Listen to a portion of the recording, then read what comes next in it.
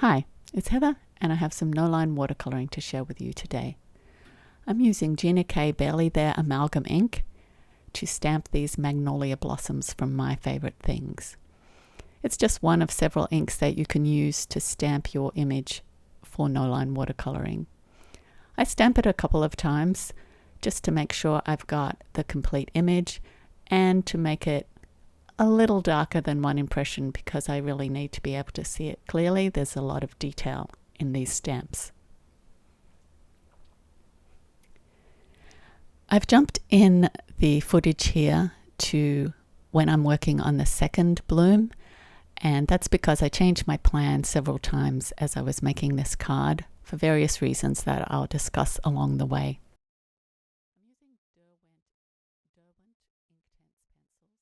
I'm using Derwent Intense pencils for all my watercolouring.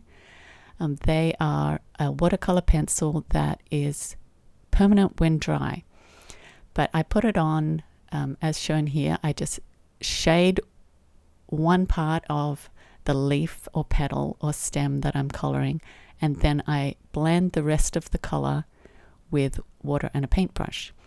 This works really well. The colors are quite intense. There's plenty of pigment in the pencil, so to just shade a little bit and then blend it with your pencil, with your paintbrush, works well. There's enough color there, enough pigment there. Because they are permanent when dry, you can come back in and add more shading later without changing what you laid down before. It won't re-dilute, or it won't dilute when you come back in with a second coat. As I'm colouring here, you can see my process, and it's the same process throughout, so I won't include footage of every single petal. But what I do is I colour the edge of the petal that I want darkest, and my practice is usually to make that the edge that is closest to the center of the flower, or an edge that is behind another petal, so it's in shadow a little bit. So I color just along that edge, and then I use my paintbrush with water to just blend that to fill the rest of the petal.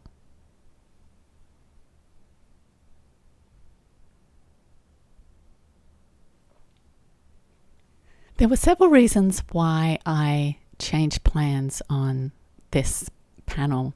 I started with both of the magnolia blossom stamps stamped, and I started coloring, and then I made a mistake and colored a pink petal right in the middle of the purple petaled flower. And that sounds like it wouldn't be a major issue, but it really did stand out like a sore thumb. So that was one thing, and I just sliced the edge of the panel off, and I thought I can keep going.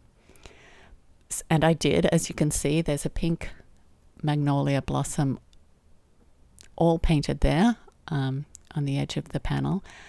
And then I went on to paint the flower next door, the one that I'm painting now, back in the purple color or the lilac color.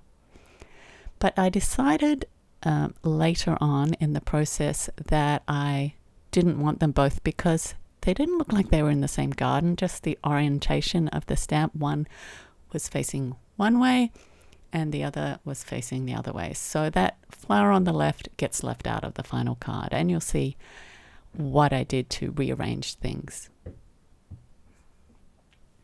I decided, I looked up magnolias, and I decided to do the center in yellow and orange and brown, which, you know, maybe is a little strong. When I looked up other flowers later, I saw that the center of the flowers is probably closer to the pinks and purples of the petals. But anyway, I often make my own color choices on flowers, and this one's getting a yellow and orange center.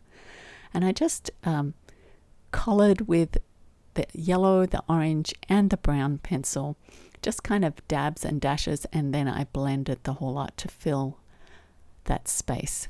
So it's softer blends, and I just go to the edge of all those or the center of the flower, and then some of that gets blended into the petals next door, so there's a soft transition from the center of the flower into the petals.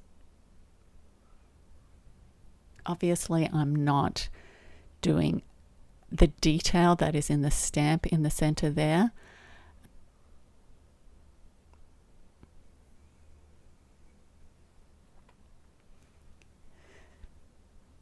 So back to my petal process, and it's still the same. You'll see me do the same thing, so I'll probably just add some music in as I do more of this blending of petals, because I'm using the same method to lay down some color with the pencil along the edges and then blend out that color with the paintbrush and water. And if I use the pencil while the petal is still wet, then I can lay down some intense color, because as the end of the pencil touches the wet area, it activates the color in the pencil and you get some really intense color straight away. So that's one thing you can do if your color isn't strong enough. While it's still wet, you can color right into where you were painting, and that will give you some intense color. The painting was drying fairly quickly as I did this, so each petal dried quickly, but I still made sure that I switched to another area of the flower when I was coloring, so that I didn't color adjacent petals. That's usually a good practice for no line watercolor, because you don't want the ink or paint or water from one petal to blend into the petal next door. So I usually move around, do one petal, and then move to another area of the flower and do another petal.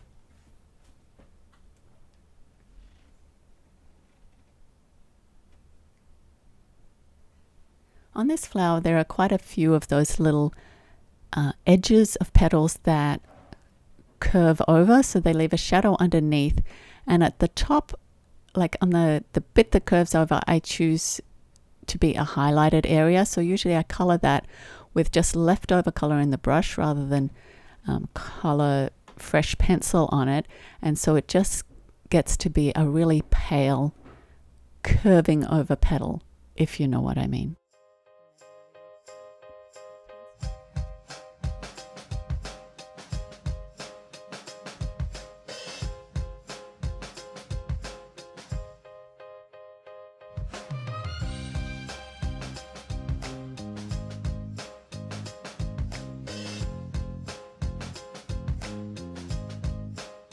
When I'd colored all my petals, I sharpened the end of the pencil, and with that really sharp tip, I went back into all the petals and just added those little veins back in, because some of them got blended over, and a sharp tip will give you nice, really fine lines. And then I decided to change things.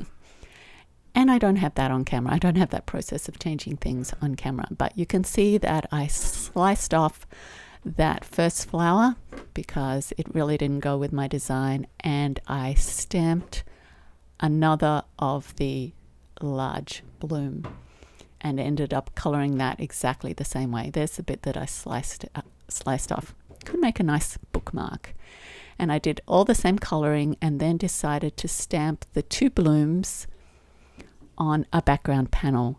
This stamp looks beautiful, just stamped in a single ink and not colored. So that made a really nice background for me.